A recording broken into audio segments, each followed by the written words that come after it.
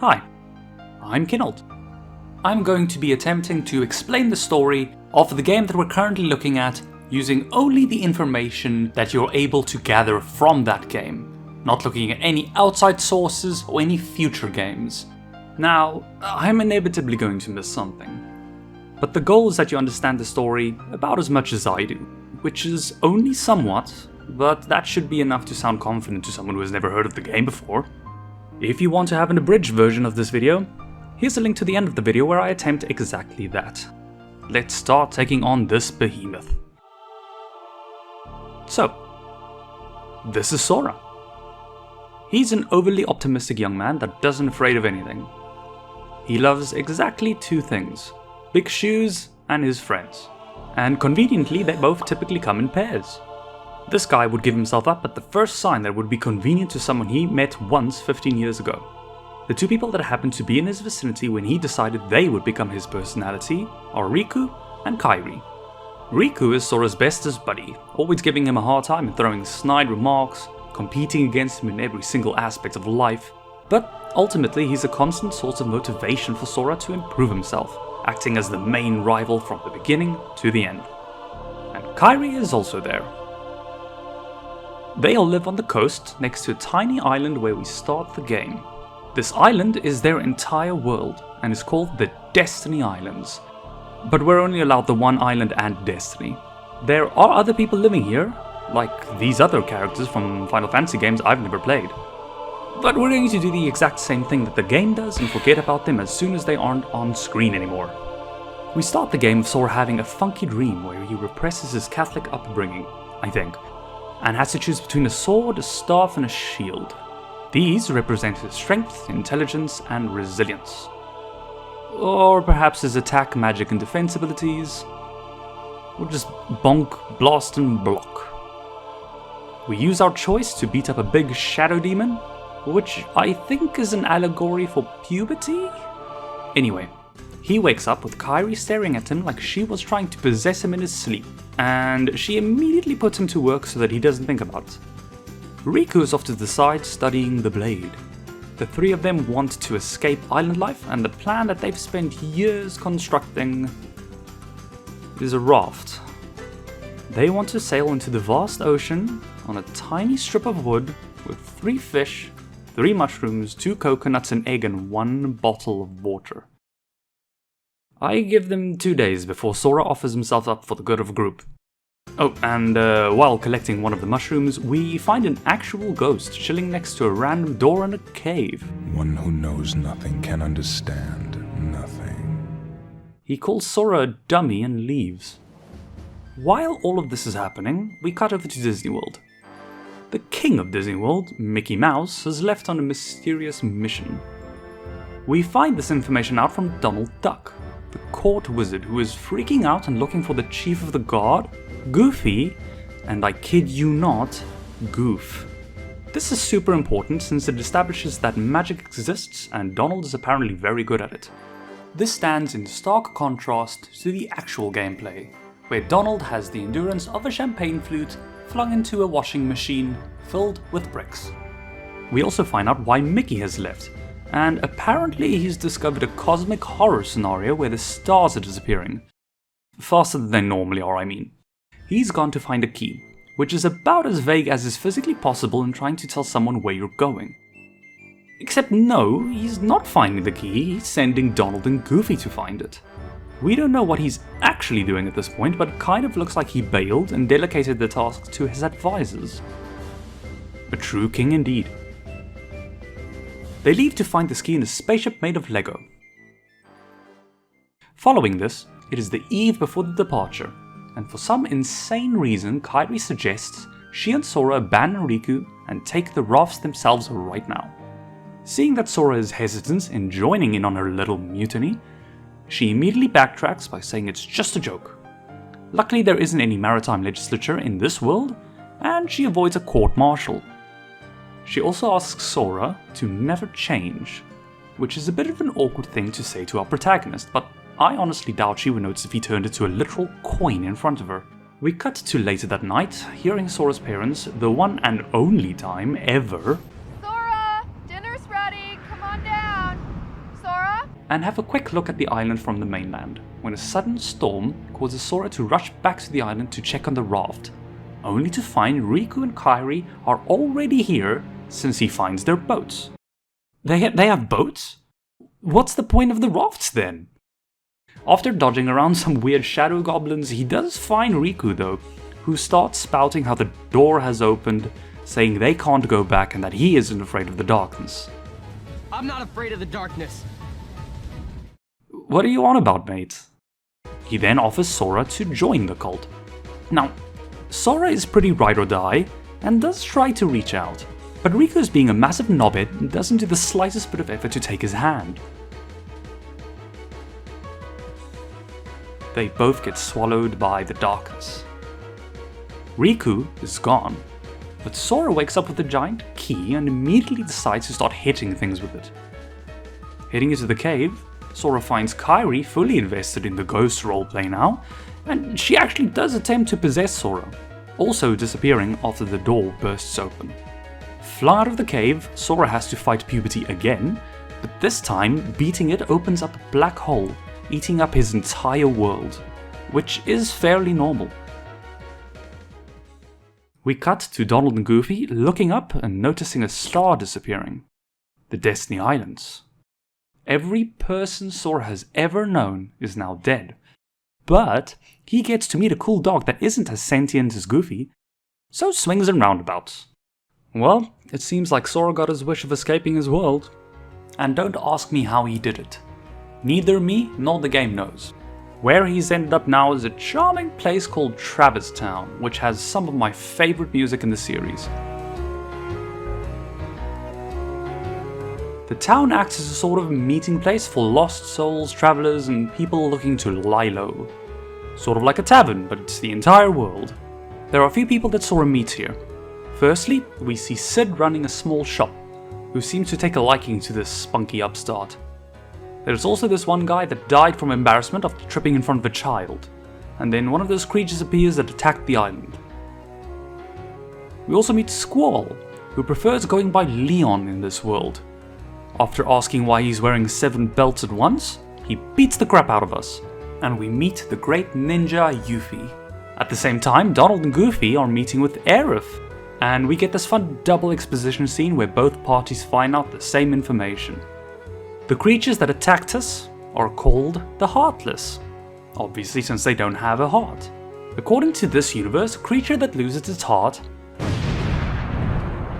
basically dies, and is transformed into these creatures. The stronger the heart, the stronger the Heartless. Now, what, you may ask, exactly is a heart then? Unfortunately, I don't have a definitive answer for you.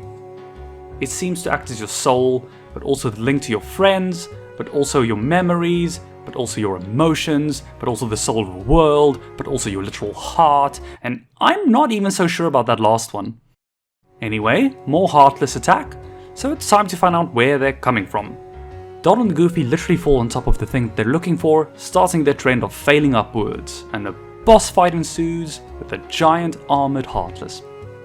The 3 amigos finally form a team. Sora to find Riku and Kairi, Donald and Goofy to find the king, while keeping the key and the boy it's attached to close at hand, and the game opens up a bit more in terms of options for the next place to go to. There are 2 possibilities here, but the first place we go to is Wonderland, that place Alice, last name unknown, likes to go to. It's a fairly simple world, meant to teach you the basics of combat and story arc progression. After shrinking to fit through a small hole in the wall, we find that Alice is being questioned court, and is accused of stealing the heart from the Queen of Hearts. Alice, a child, is suspected to be after the heart of an adult woman with enormous power and influence. Don't think about it. We're sent by the Queen to try and prove Alice's innocence, and do find some evidence of the would-be thieves who appears to be the Heartless, but the Queen seems to view our assistance as defiance, and we have to fight her guards to free Alice. After the monarchic revolution, it looks like Alice has vanished, and asking the Cheshire Cat about it only reveals that the darkness took her. Whatever that means. we do fight a heartless boss afterwards that makes me think of a tower made out of cakes and paper streamers. But it's too late. Alice has disappeared from the world. Hopefully we can find her later on. Also, the sentient doorknob has access to the heart of this world through his mouth. Our key sword activates itself to lock it, and the doorknob burps out half a piece of special space traversal technology. That's pretty self-explanatory, right? Moving on. The next world is also a fairly short one, at least story-wise. It's the Olympus Colosseum, world of the Greek gods. Yes, I know Hercules is actually the Roman version of Heracles, who is Greek, but Disney chose the Roman name to be extra confusing. We start by meeting with Philoctetes, who I will just call Phil from now on so that I don't giggle and derail this very serious analysis. He's running a tournament, but we can't enter without a ticket. Luckily, we have direct contact with the god of the underworld right outside, Hades.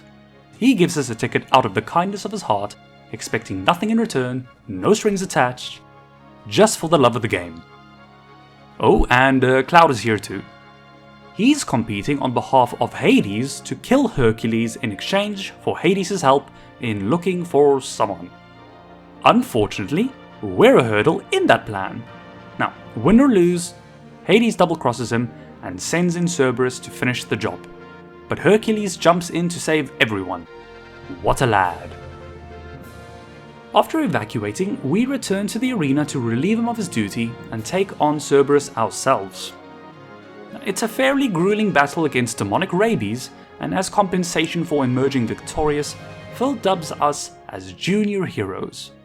With this, he sets us the task to find out what it means to be true heroes. There's nothing else to do here, so it's time to move on to the final world of the first set. Next up is Deep Jungle. It's the world of Tarzan, and it is infuriating to navigate. Conflict starts right off the bat with Donald wanting to skip this world, saying the king would never be there. Sora wants to try looking anyway since Riku or Kairi might be there. They wrestle for the controls and crash land separated. Sora is picked up by Tarzan after battling with an actual leopard, while Donald and Goofy are found by Clayton. Everyone's reunited at the campsite, albeit with some bruised egos. When he landed, Sora talked to Tarzan, who mentioned this. So they decide to try and figure out what Tarzan meant by this. We show him some images of random things found in camp, and one of the images makes Sora feel nostalgic for a massive castle, even though he has never left his island. So that's a bit weird. This strategy ends up not having any effect, and Clayton believes that if anyone is to be found in the jungle, they would have to be with the gorillas, since it's one of the only places they have not been to yet, due to Tarzan not wanting to take them there. Seeing that Sora needs his help, Tarzan ends up taking everyone to the gorilla nest, while knowing full well that there are no other humans there. He does, however, go to ask his father, Kerchak, for help. Kerchak nopes out of this situation. We go to the treehouse to find Clayton firing his gun at a gorilla, claiming there was a snake he shot at. He needs to work on his aim though, since obviously he wasn't able to shoot himself. He gets reprimanded by Jane, and after stomping away, gets attacked by something off screen. We go to investigate, only to find that Clayton is now completely masked off and has developed telekinesis and the ability to levitate. Except after hitting him a bit, it turns out he's in control of a huge chameleon Heartless somehow. We defeat the Heartless, it falls on Clayton, and he is killed immediately, absolving us of any responsibility. Kerchak shows up and nopes us right out of that situation. This leads us to the waterfall, which has a hidden chamber that has the heart of this world hidden in it. We sort of know what's up at this point and lock it up tight. The tree also vomits out a gummy piece, and I'm starting to think we should stop touching these things. Jane has the epiphany that means heart. So let's add that to the myriad of things a heart can be, and that Sora's friends will always be in his heart. So thanks for nothing then, Tarzan. Out of worlds to explore for now, we have to return to Travis Town. Hey, you know those gummy blocks that keyholes keep throwing up? Time for a wild goose chase. We go ask Leon about it, who doesn't know anything about anything, so Aerith tells us to ask Sid about it. While exploring, we find an abandoned hut in a cave, and casually hallucinate that Kairi is there. I think those mushrooms we found in the Destiny Islands may not have been that edible. Or they were edibles. Coming down, we do find my favorite Final Fantasy character, Merlin. I think he may have been disguised as a Moogle in Final Fantasy VIII. Apparently he knows King Mickey and was instructed to teach us some magic. So he proceeds to do no such thing. Instead, after we leave and reach Sid, he says the gummy we found is a navigational gummy and can be used to unlock more worlds. He'll install it no problem. But in the meantime, we need to deliver a book to Merlin. Doing so, Merlin says that it's damaged, and we need to find some missing pages that have somehow been scattered to other worlds. Don't think about how that happened. We leave and get jumped by none other than Riku. You know, one of the main reasons we're traveling about. We show him our cool sword key and he steals it. The weapon is apparently sentient, doesn't like the yucky feeling of Riku's hand, and teleports back to safety. After Sora suggests he joins the party, Donald throws a fit, and Riku Batmans out of there. At least happy that Riku seems okay, we get a small lore dump from Sid. We learn about Maleficent and that she took over the original world of the Final Fantasy characters, and also about Ansem, who was studying the Heartless. He left a journal that was similarly scattered to different worlds. Don't think about it. Anywho, Riku is being gaslit by a girl boss, maybe to be a literal gatekeeper, for all that we know. Maleficent adopted him after he ran away from home and has been drip-feeding him darkness powers to get him hooked. This is actually a much sadder situation than I originally thought. Moving swiftly along from that train of thought, Sid tells us that he's finished installing the gummy, but before we leave, we need to ring a bell. Sure, Sid. Really, whatever at this point. This bell summons back the armor Heartless we fought. We beat the snot out of it. It flips around. We beat the snot out of it again. And hey presto, seal the keyhole to Travis Town. Next world up. Hey, Maleficent is having a chat to Jafar, the big bad guy for this world.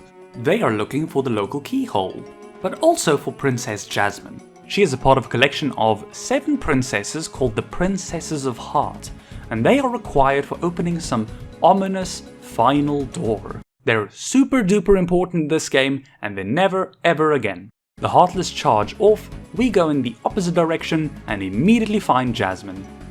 I think I see why they might be struggling. Gasp!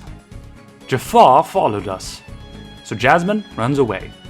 We were tasked with finding Aladdin, who isn't in his house, but there is a sentient trapped carpet.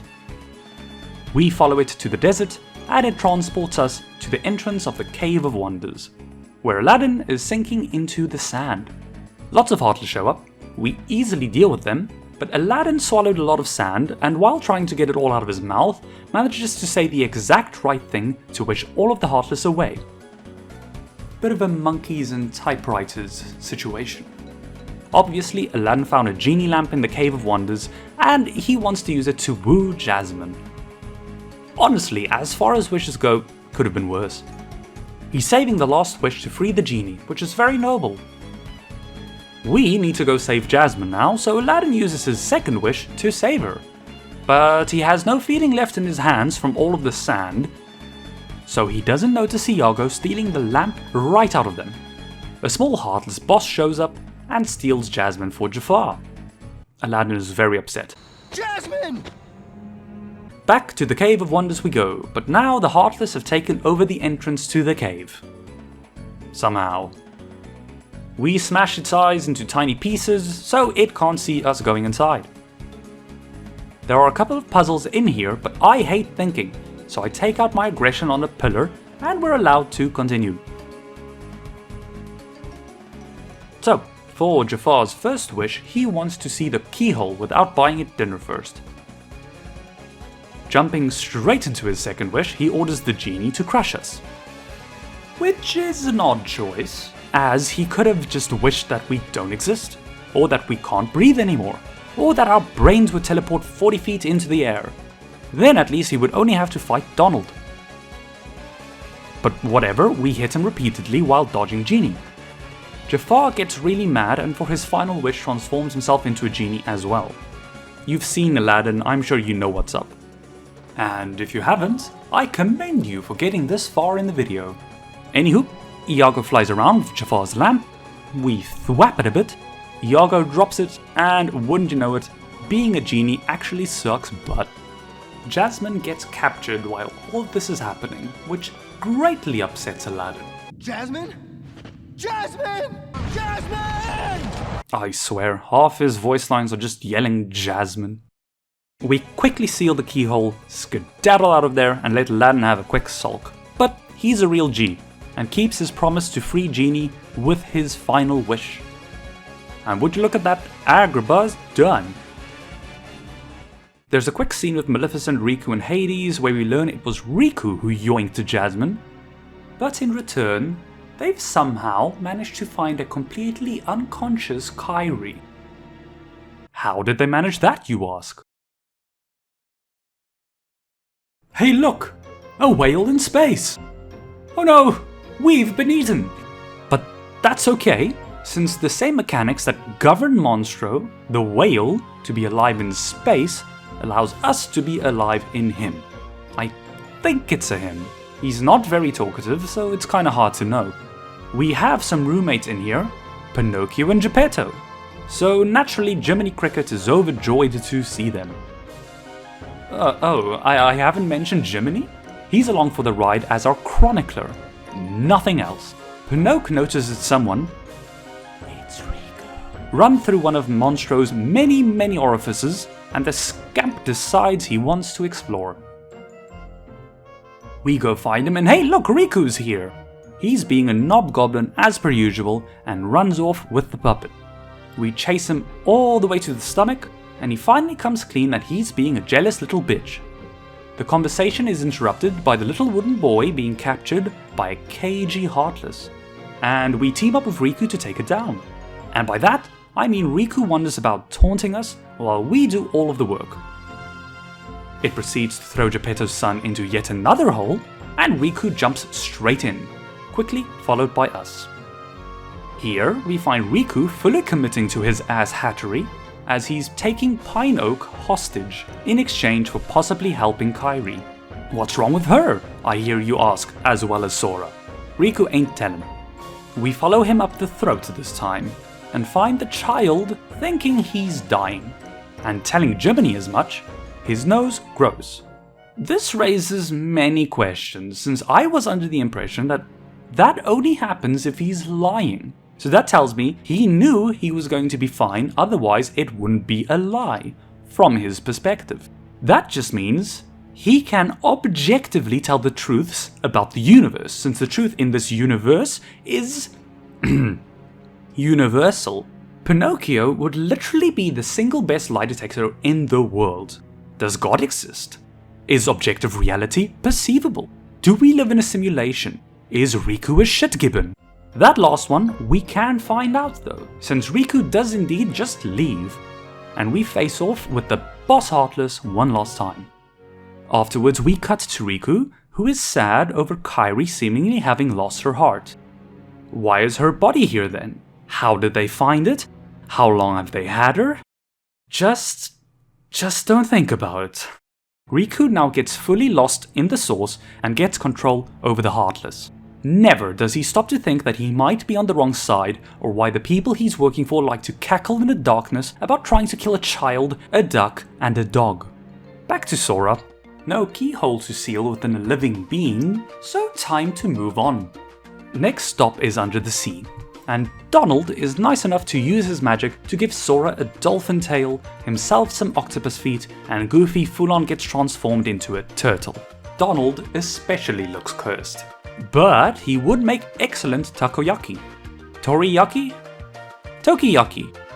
All things considered, Atlantica is actually quite short, but traveling around easily comprises 80% of this world. We immediately meet Ariel, who is super trusting of strangers, and she takes us to meet the king, her father. He is super protective of his daughter, and while we're introducing ourselves, Goofy lets slip that we're looking for the keyhole. This riles him up something fierce. So Ariel leaves to center herself in her cavern of doohickeys and thingamabobs. There's a weird trident-shaped hole here, but not much we can do about it right now. Ariel just wants some freedom, and she thinks helping us out could scratch that itch since we're foreigners. After frankly too much exploration, we arrive at a sunken ship. Shark attack jump scare! The ship has a trident-shaped crystal inside. Convenient. After quickly dealing with the shark, we head back to go and slot the trident-shaped object into the trident-shaped hole. But Ariel's father catches us in the act of trying to put things into other similarly shaped things, and all of a sudden, this situation has gotten very uncomfortable. He destroys Sora's trident, while I cringe internally, and this greatly upsets Ariel, who leaves yet again. We get properly chewed out by King Triton, who informs us of the responsibilities of a Keyblade wielder, and I have to ask how he knows any of this. While this is happening, Ariel is very quickly manipulated by Ursula to go and steal her father's trident-shaped trident and bring it to her, thereby enabling Ursula to help Ariel to go to other worlds. Right. Okay, sure. So she does that and immediately gets betrayed and does a shocked Pikachu face.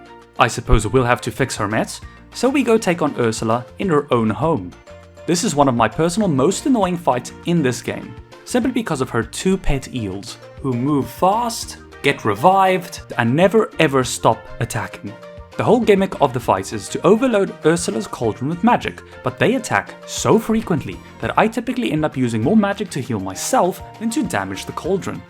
She does get dealt with eventually though, and escapes to the open sea. We follow her, but she transforms into a kaiju, and we end up karate chopping her in the back of her neck to bring her down. The king is appreciative, so he lends us the trident, which conveniently is a trident-shaped object. The trident-shaped hole actually was storing the keyhole, so we get to seal it immediately. Atlantica done. Time for something a little bit different tonally.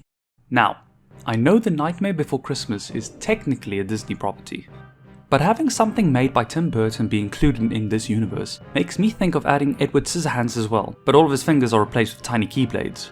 Regardless, we find ourselves in Halloween Town, decked out in the best looking outfits in the entire game. I won't be taking any questions. For some reason, the Heartless are here already, but they seem passive for the moment. There's also this snazzy entrance for Jack Skellington, who wants to use the Heartless for Halloween, so he goes to Dr. Finkelstein for help. They decide that the Heartless need a heart, so they're gonna make one. Easy peasy, just need a locked box, a frog, a spider, some glass, and snakes. Except that doesn't work. That would make a garden shed a heart. Also, like a garden shed, they decide to add some flowers, which Sally has. The creation of the incomplete shed heart drives the Heartless to be aggressive, so that's another problem we need to deal with. We get the forget-me-nots, yet Sally seems to think creating a shard is a bad idea. Nonsense. Unfortunately, we're overheard by Lock, Shock and Barrel, who report the information to Oogie Boogie. Back at the lab, the only thing missing is a Jack-in-the-Box, which we go grab from the mayor. And just like that, the heart is sort of completed, I think, and immediately gets stolen by the shitlings. We chase them all the way to Oogie's manor and have a brief scrap with them. This leads us straight to Oogie, who wants to become Doctor Who and eats the heart. There's another joke in here about him misunderstanding the meaning of how man's heart is reached through his stomach. It's a shame he didn't chew, He's going to have terrible heartburn. Anywho, we clobber him a bunch and he dissolves into a bunch of bugs. Upon leaving, he transforms into his house. Buddy, I know home is where the heart is, but this is getting ridiculous. He's got some nasty looking growths. So we cut them out, but I guess they were load-bearing growths, so he disintegrates. Ironically, the keyhole was underneath him all along. So we've learned that a heart can be many things, but the one thing it most definitely cannot be is apparently literal. Moving swiftly on, it is my favorite setting for video games. A pirate ship. Somehow we land separately from Donald and Goofy, and we're greeted by Captain Twatbeard, Riku. On the bright side, we do finally meet up with Kairi, but something isn't quite right. There really isn't that much different from how she normally is, but she is talking slightly less. Turns out the ship belongs to Captain Hook, who isn't too happy to have Riku on board. Also, Riku is stupid. You're stupid! That hurts his feelings. So he creates a Kage Bunshin of Sora and drops him into a hole, right on top of Donald and Goofy. The circle is complete.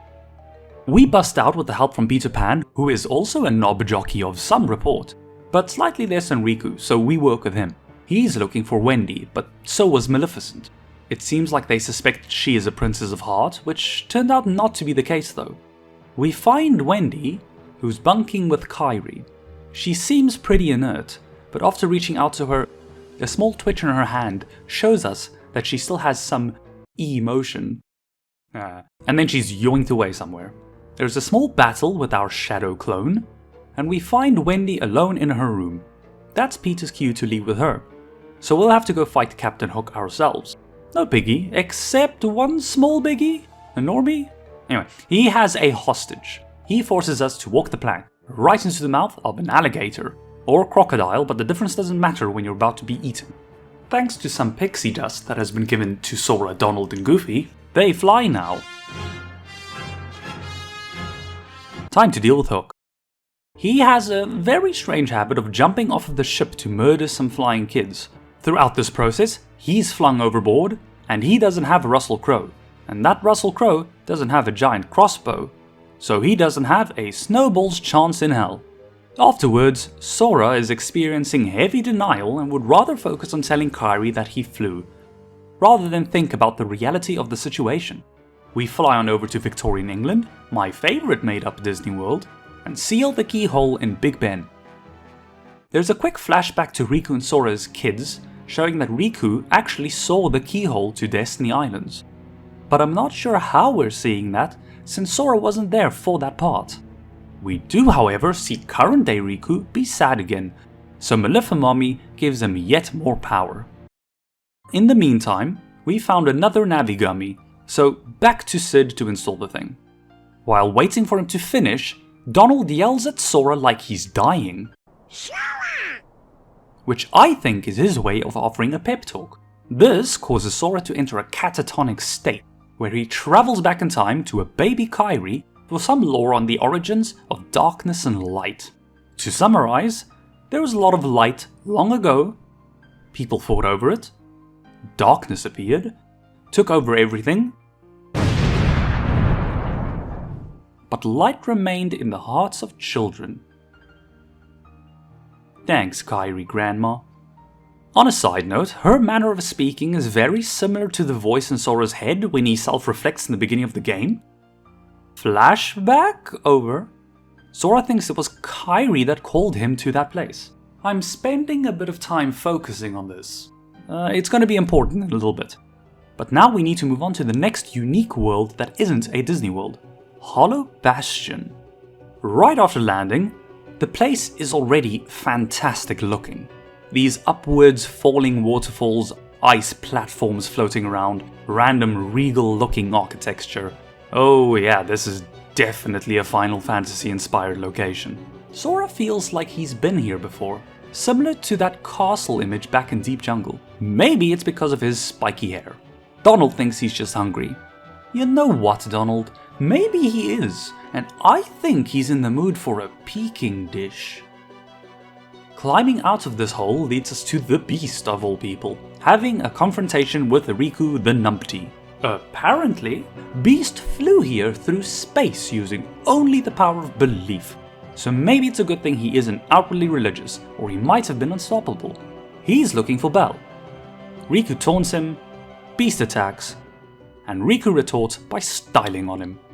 Time for Sora to step in, but things do not go well at all. Riku says something objectively wrong for later games, but I guess it's true in this one. There can't be two Keyblade Masters.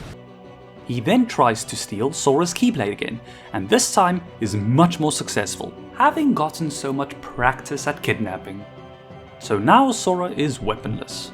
To top it all off, Donald and Goofy abandons him, since he no longer has the key and they're duty bound to follow the Keyblade wielder. C***s. As a parting gift, Riku gives Sora a wooden sword to play pretend, humiliation complete. And that is where the game ends. Not really, but that would be some Hideo Kojima level shit at that point, wouldn't it? You play the entire game only to give everything you've earned up to there to your rival so that he can complete the story. Anyway, we gain Beast as an ally, which is good since this toothpick does no damage at all. A couple of puzzles later, and we catch up to Riku. He gets a sick new drip, maxing out his aura stat, the Riz through the roof. My heart will stay with my friends. It'll never die. Real. After the cute speech, we get attacked. Goofy activates instant transmission to intercept the blast. He prefers treason over betrayal and ropes Donald in with him. Although my heart may be weak, it's not alone. It's grown with each new experience, and it's found a home with all the friends I've made. I've become part of their heart just as they've become a part of mine. And if they think of me now and then, if they don't forget me, then our hearts will be one. I don't need a weapon. My friends are my power. The Keyblade, no stranger to treason itself, wants to join in, so comes crawling back with no hint of an apology, and we fight Riku for real.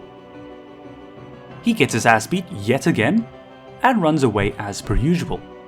He's then found by none other than the weird cloaked ghost we saw back in Destiny Islands the day before it blew up. Ominous. He tells Riku that he can be stronger, but he needs to open himself up to even more darkness. No resistance at all, Riku just goes for it. Jesus Christ, my guy. He meets up with Maleficent, has a new voice filter on, So, I see the path has emerged at last. and a new sword as well. Time to reveal something kind of obvious at this point if you were paying attention. Kairi is one of the Princes of Heart, but without her heart, she can't do anything. So I guess she was born without a heart then. Maleficent has had enough of us at this point, so we get to take her on. Pretty easy fight, since she just chills on a floaty rock for most of it. She retreats, we follow, and Riku is a sassy bitch, so I guess there's still something of himself left in there. He explains that his new Keyblade can unlock people's hearts, and stabs Maleficent. Her truth is that she's secretly a scaly, so she can live that life with pride now. It doesn't last long though, and Riku leaves once again. We follow him to Kairi while Goofy has a moment. Big reveal time, Kairi's heart has been inside Sora all of this time. I suppose it happened when she tried possessing Sora way back, and that explains all these weird feelings about castles, flashbacks, and hallucinations about Kairi that we've been having. So Riku also lets us know he's no longer Riku, we should start calling him Ansem. Ansem, if you recall, was the heartless researcher that we got told about back in Traverse Town.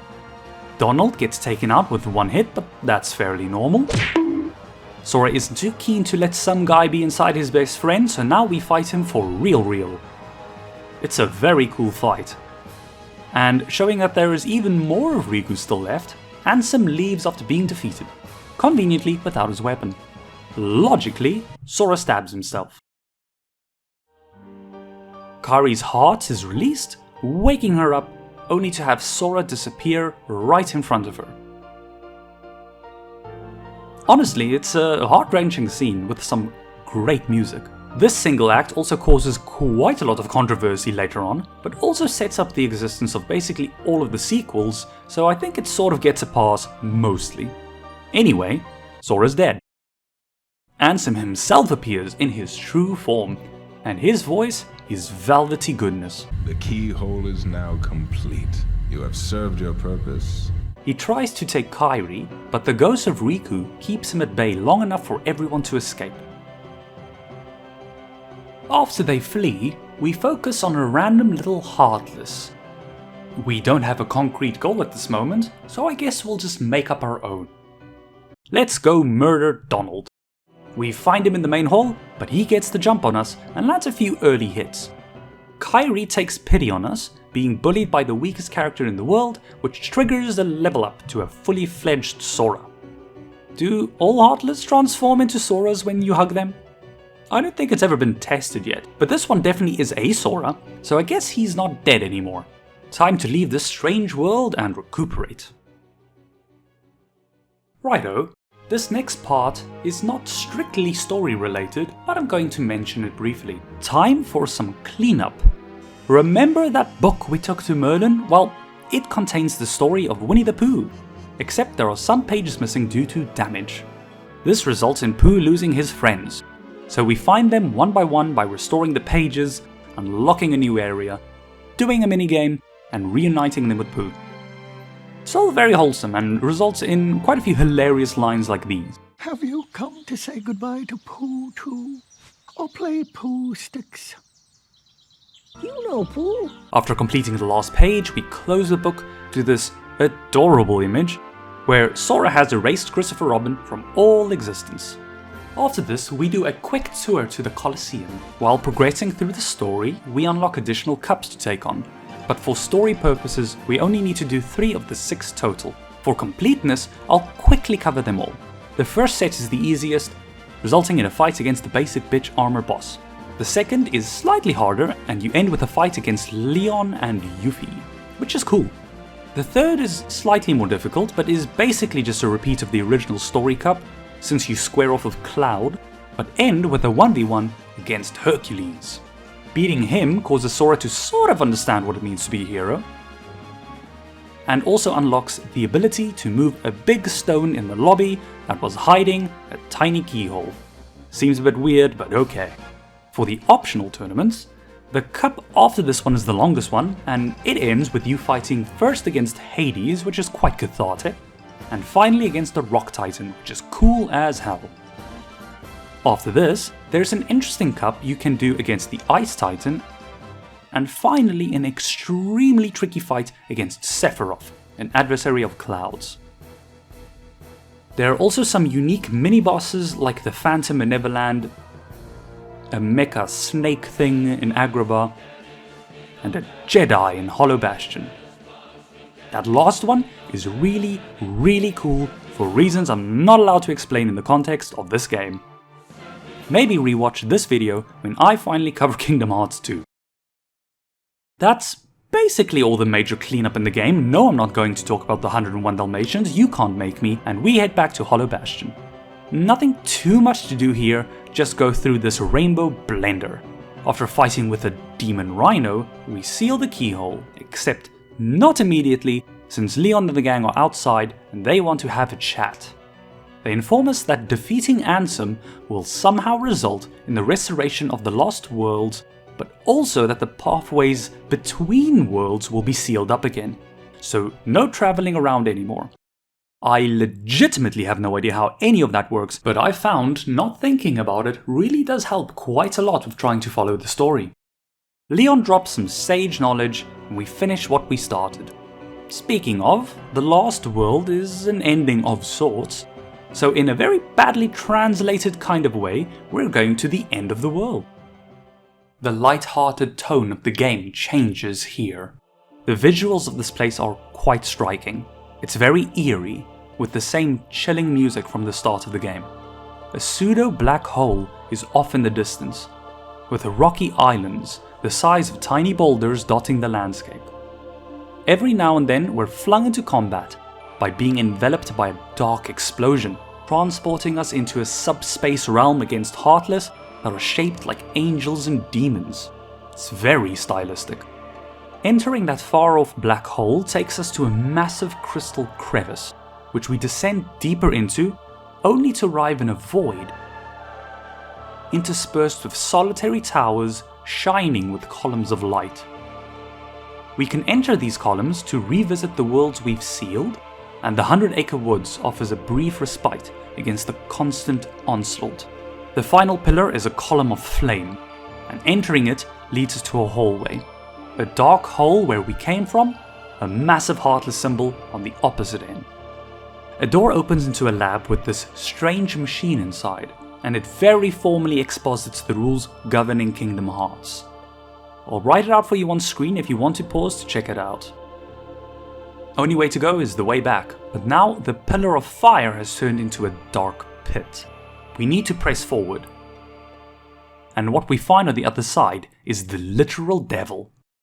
Well, the Chernobog from Fantasia, but that's close enough.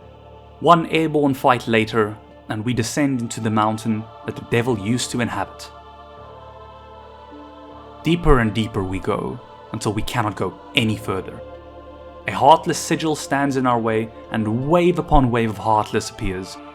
But with each defeated wave, a segment of the door breaks open.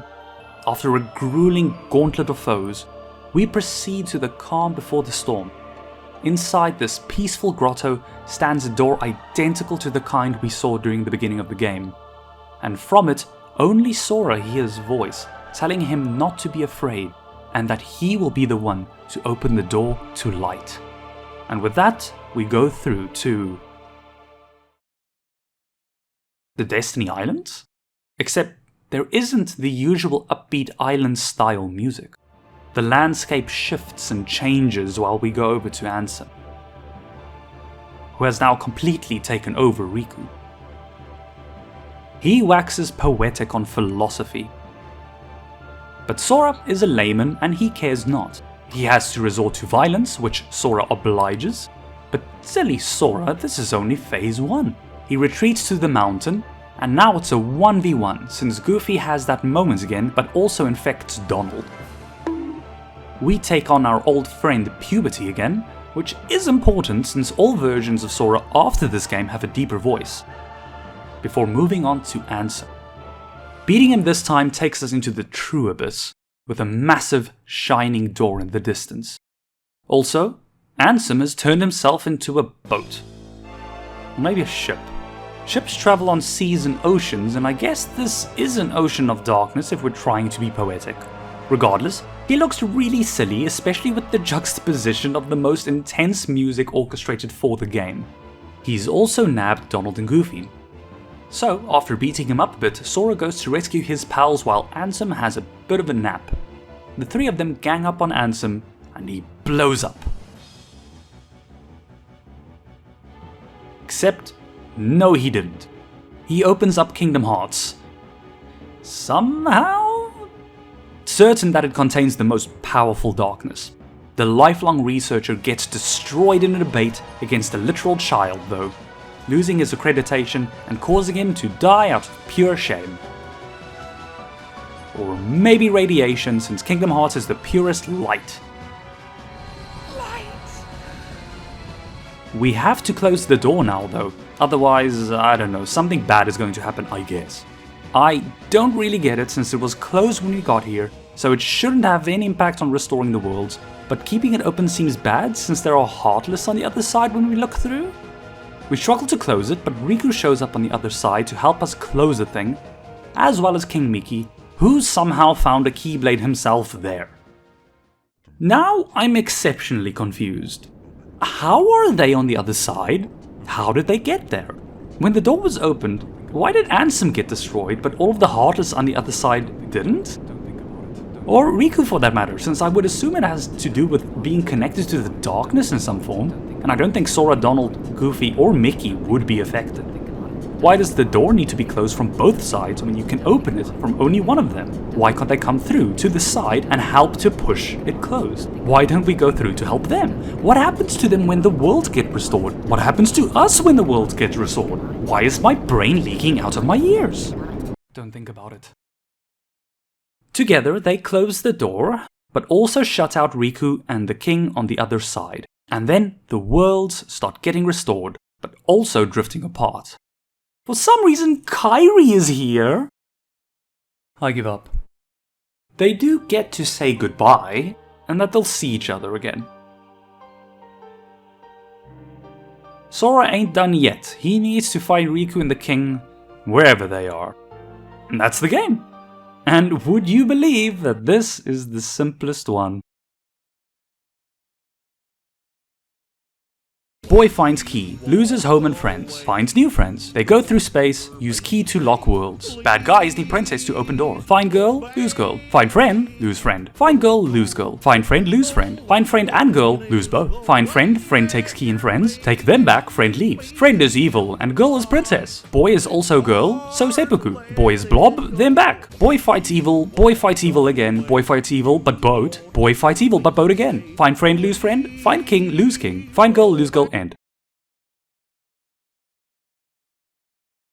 But he gets to meet a cool dog that isn't as sentient as...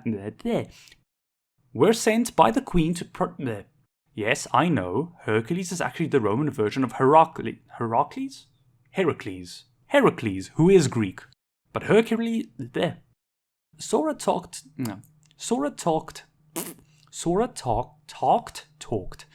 This leads us to the waterfall, which has a hidden chamber that has the heart of this world hidden in it. Hey, you know those gummy blocks that... Gasp, gasp, gasp, gasp, gasp, gasp, gasp, gasp. Gasp, gasp, gasp, gasp. Obviously, Aladdin found a genie lamp as he's taking Pine Oak hostage but traveling around easily comprises this riles him up who move fast, get revived, and never ever stop attacking, but they also never stop talking. Now, I know the night before. Now, he forces us to walk the similar to that castle image back in Deep Jungle. Castle? Pretty easy fight since. Why can't I say since? Pretty easy fight since she. Pretty easy fight since she. Fuck's sakes. After this, we do a quick tour to the Colosseum. They inform us a door opens into a lab with the strange machine. He also nabbed Donald and Goofy, so after beating them up a bit,